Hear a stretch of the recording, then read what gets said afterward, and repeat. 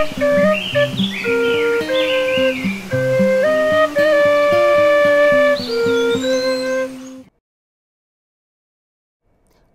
to Earth Mum TV. I'm Earth Mum, also known as Helena. We have a very special guest today. We have Lorna Byrne from Dublin, Ireland.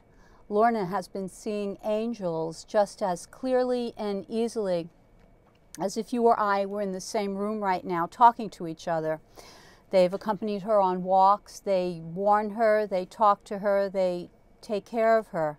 And Lorna has been seeing angels since she was born. And it's very interesting that she did not bring this out into the public until 5 years ago. And in that brief period, she's written 3 books and put out a CD. And her first book is Angels in My Hair, which is an autobiography of her life, and it's a fabulous read. I highly recommend it.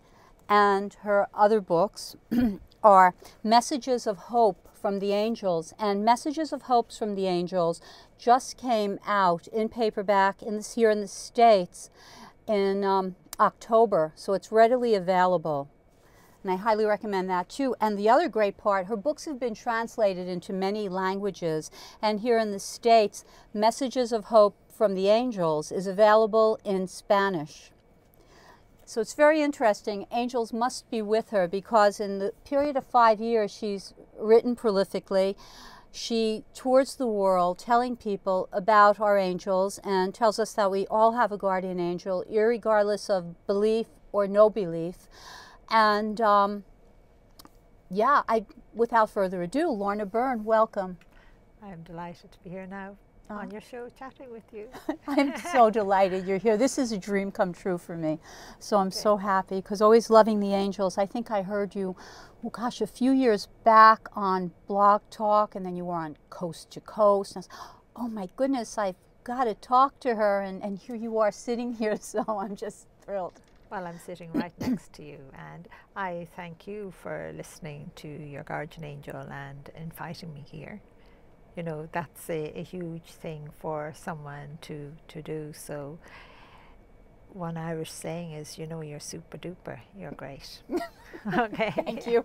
Well, so are you. It's a mutual admiration.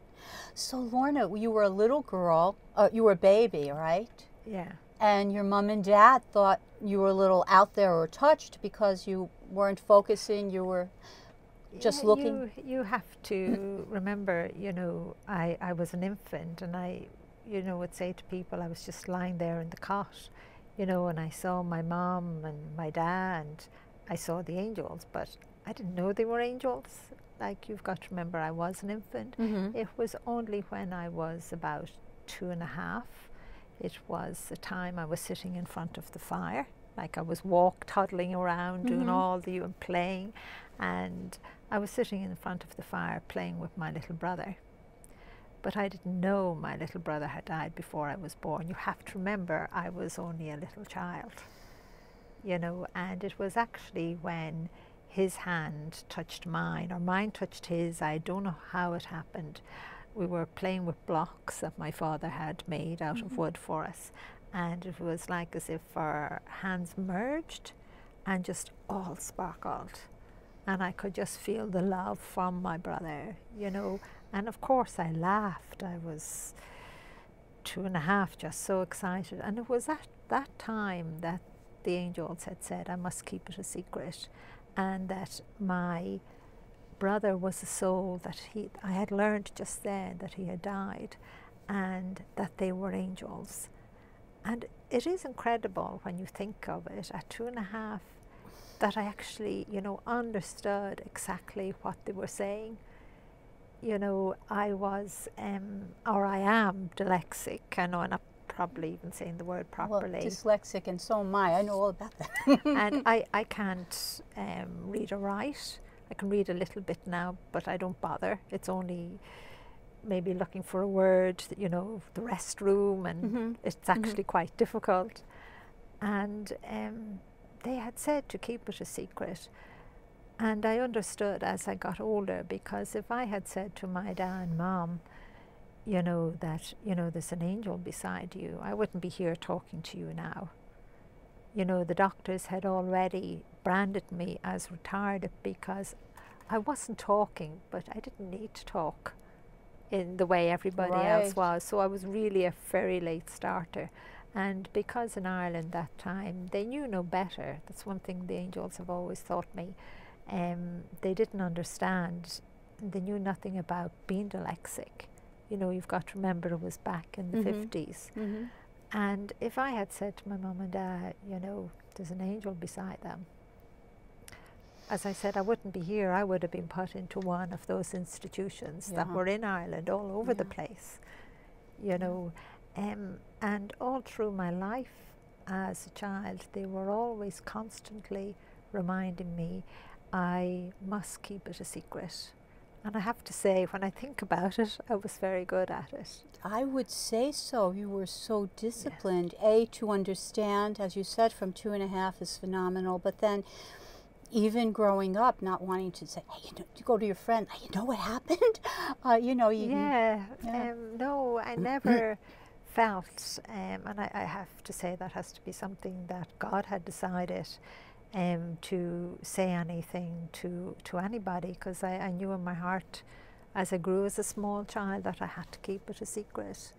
You know, I think it was maybe when I was 4 or 5, I'm never quite sure the age. You know, back then in Ireland the population wasn't huge. You know, so sometimes I would be out on the street in front of the house and you might see a handful of people pass by, maybe, you know, some days. And, you know, I used to be just so distracted, you know, seeing the guardian angel walking behind them, you know, just behind them, moving with them. And it was when I was maybe, you know, that age that the angels had said, Lorna, you're finding this too disorientating. So from that moment on, they said I would just see this beam of light. But today, that beam of light does open up, and that beam of light is a person's guardian angel. But when they open up, it is just for a moment, and they communicate so quickly, you know, in that way. When you do see them, it's the beam of light, and they open up. Do you ask them to open up, or they just do it on their own to show you? You wouldn't get away with that, asking them or telling them what to do in that way. No, I don't ask. Anytime that light opens up, it's for a reason, or I have to smile. You know, the young man there, Woody, the real tall young man, just his guardian angel opened up. And I think it was just for the show here. And I'm getting chills. You know, and he's tall, very tall himself, but his guardian angel dwarfs him, if you understand, in that way. And just dressed in these beautiful colours. It's like amber and green and gold, just covered in it, and just in a sense pushed him forward, even though he was a little hesitant.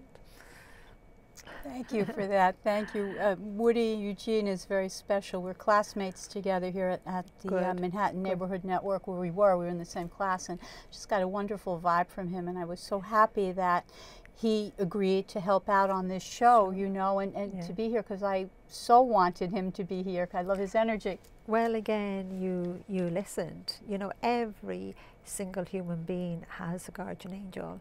Like I'm traveling the world now. You know, it is incredible. It's in 5 years. I'm kind of shocked in one sense, but I see the guardian angel with every single human being, and it doesn't matter what religion they are, or whether they believe or not, or whether they're totally skeptic and believe in nothing. You know, every single human being has a guardian angel, and I suppose that is one of the most important messages that people are of all ages, even children, you know, are saying, do I really have a guardian angel? But I couldn't. Now I'm Catholic, they would say, but you're Catholic, only Catholics have guardian angels. And I say, no, every single person has. And you have one guardian angel, and it's the gatekeeper of your soul. And what do we mean by the gatekeeper of our soul? Your guardian angel never leaves you for 1 second at all. So you're never alone, no matter what you're doing. Good. You know, but angels look on us different, not the way we look on ourselves. And they love you unconditionally. Even when you're doing things wrong, that love never, never ends. And its most important job is to actually bring your soul, when your time comes, back home to heaven. So it is the gatekeeper of your soul to help to guide you through life, so that you will listen and make as little mistakes as possible. But we have this habit of not listening, you know. Adults sometimes would say, you know, well, why should I say hello to that person? You know, what's in it for me, or why should I bother ring, or, you know, those feelings, whatever way your guardian angel connects with you. Sometimes we call it intuition, sometimes we call it a gut feeling, sometimes we might say, oh, I got all chilly, or we're given signs, you know, somehow someone's name could keep popping into your head, you know. It's just in so many different ways. And every single human being has a soul. And that's very important to remember. You know, it's funny. You're not just flesh and blood. No, hardly. It was funny. 2 days ago, for the first time, well, not the first time, but I just really got this feeling, this inner knowingness as I was amongst people, just about how divine everyone was and how precious everyone was. But really this, like, always kind of intellectually knowing it, but this real knowingness from deep inside. And then, of course, I got angry or involved in something, and it sort of drifted away a bit. You know, but I really, it was so very clear to me. I mean, to all our relations, everyone on Mother Earth is so precious, and everything, all the plants and animals. And yes, we each and every one of us are so precious. I always say to people, you know, you are the important ones out there. You are so precious. And I'm nothing. I'm not the important one, but you are, you know. And our planet is so important too, because again, you know, God has given this to us, all of these creatures that are on it, you know, all what lives within it. And every time we destroy something, it won't come back. It's gone. Like the extinction of different species. Of different animals, different insects, you know, even plants. And we need everything. And even fish, rivers, the whole lot. And I know a lot of countries are doing their best, but we need to do more. We really do. We really do. Especially now, you know, things like Fukushima. What do the angels have to say about Fukushima? I was wondering about that. I actually heard it was erupting a bit, you know, in that way.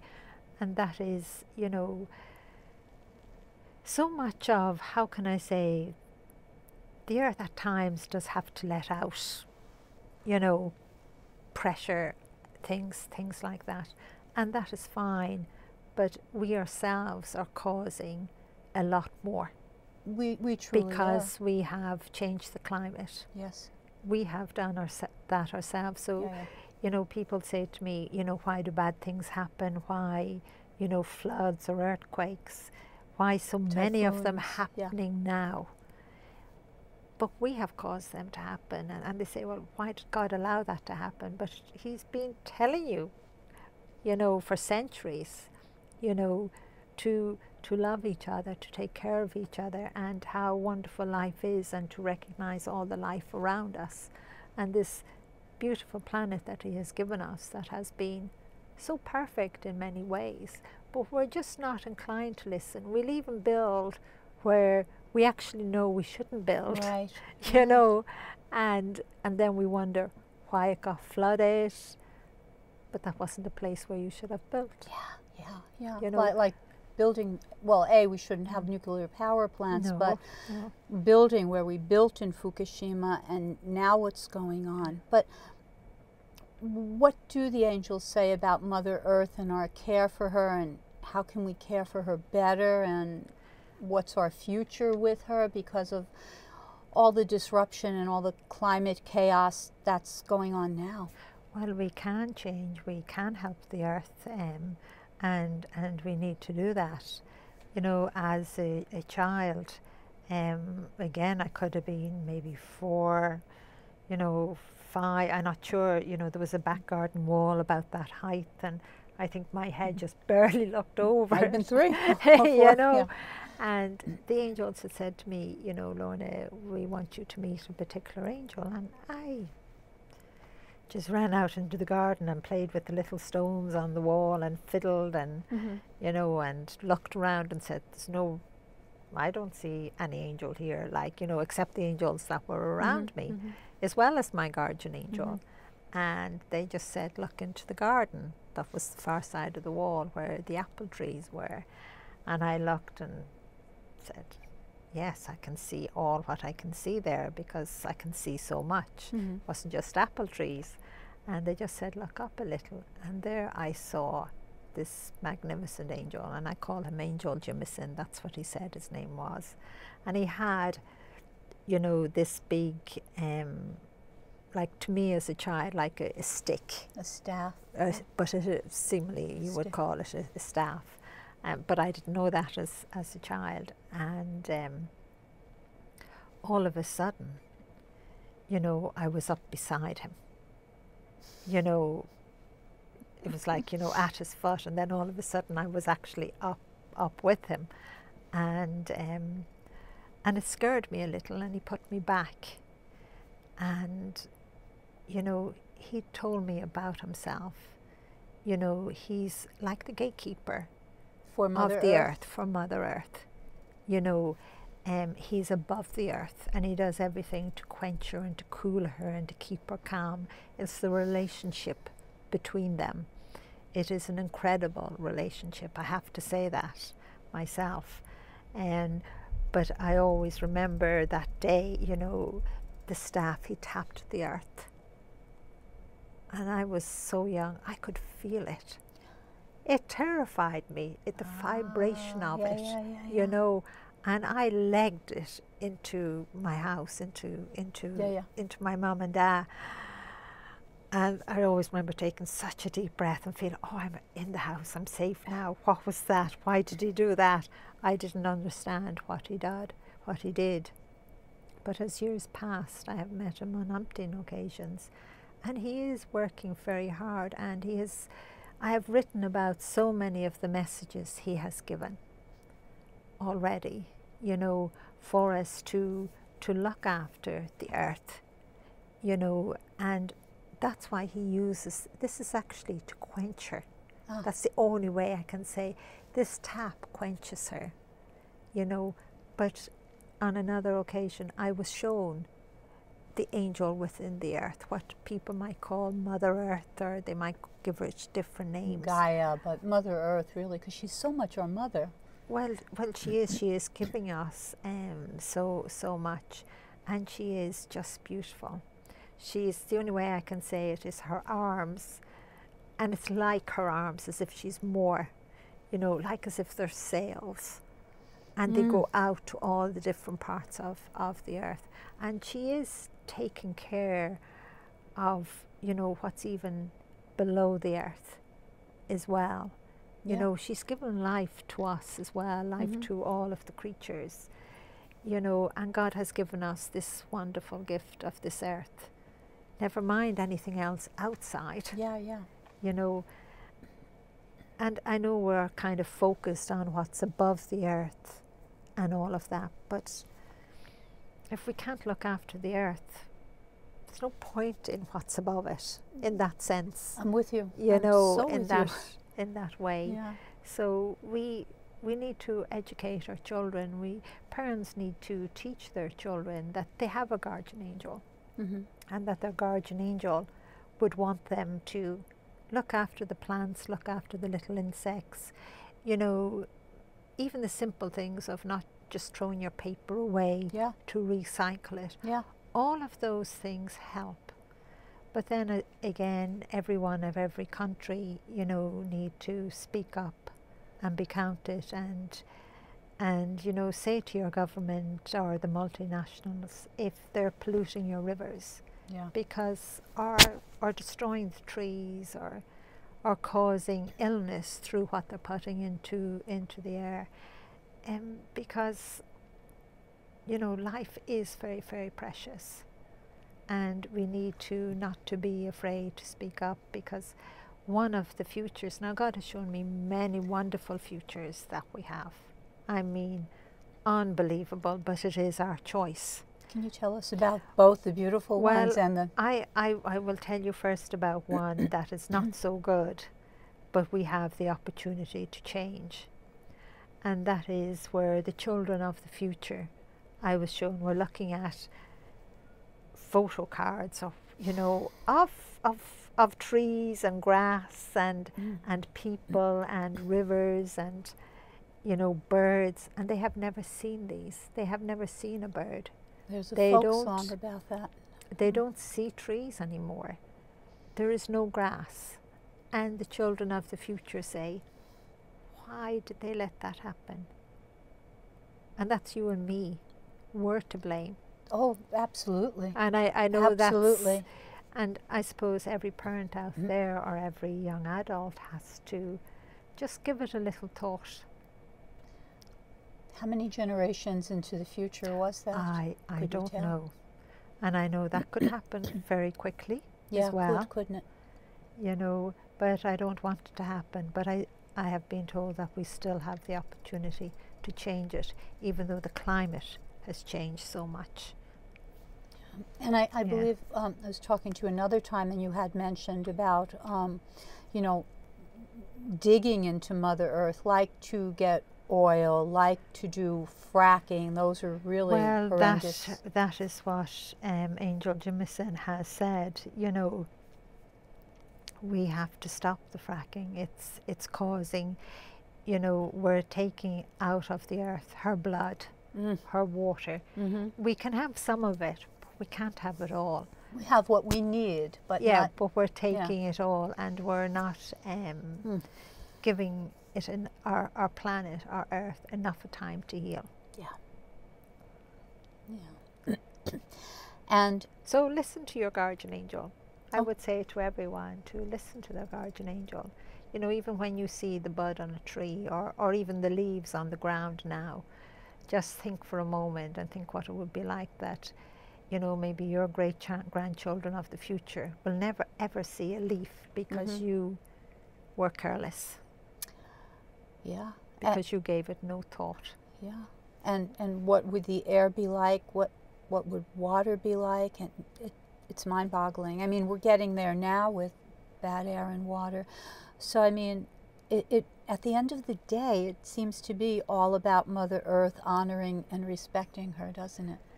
It is, and some of those wonderful futures I have been shown is where this planet and the children of the future are so different. You know, our planet is so green. You know, there is so much life, and the people of the earth are so happy. You know, things are completely different. You know, and that's what I want.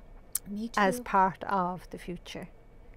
I think that's what everyone wants in their hearts, even some of the people that are probably making big money on devastation. At the end of the day, they think they're doing it because thinking being rich and having more is going to make it better for them, but it's not at all. It's not. When if we keep destroying everything, we have to remember, you know, life is not about, you know, I always say to people, you know, that I didn't choose this time to write these books because I can't read or write. I'm dyslexic, so one has to face that. You know, God chose the time to give people, you know, back faith again, back belief again, back to know that, you know, you're not just a human being. You're not just flesh and blood that will die and rot away in the ground. You live forever because you have a soul. And it's not about all material things. We need material things, but we don't need an abundance of waste. Yeah, we don't need the excess. You can't bring anything to heaven with you. So I always say, I have often met people who are so wealthy and so rich, and, you know, all as they think of, and I would see their guardian angel constantly whispering to them, you know, that you don't need all of that. Share it with others, do good with it, and keep some for yourself. Of course you need to do that, but you don't need it so packed up that, right, you know, and that you're, you know, a whole forest is gone, and or some chemical has been poured and nothing will grow there anymore for another 1,000 years. Yeah. But man must remember, you don't know in another 1,000 years even whether anything will grow there. Yeah. Because what happens in the meantime. Lorna, it's been delightful having you here with us. And Lorna has a website, and there's lots of information on it. Especially there is a prayer to the healing angels that I highly recommend. And Lorna's website is Lorna Byrne, BRYNE.com. Thank you so very much for being here. You're welcome. It's BYRNE. See, I'm dyslexic. Spell it one more time for me. Yeah. BYRNE. BYRNE. Just prove that. Thank you. Thank you. That's fine. Thank you.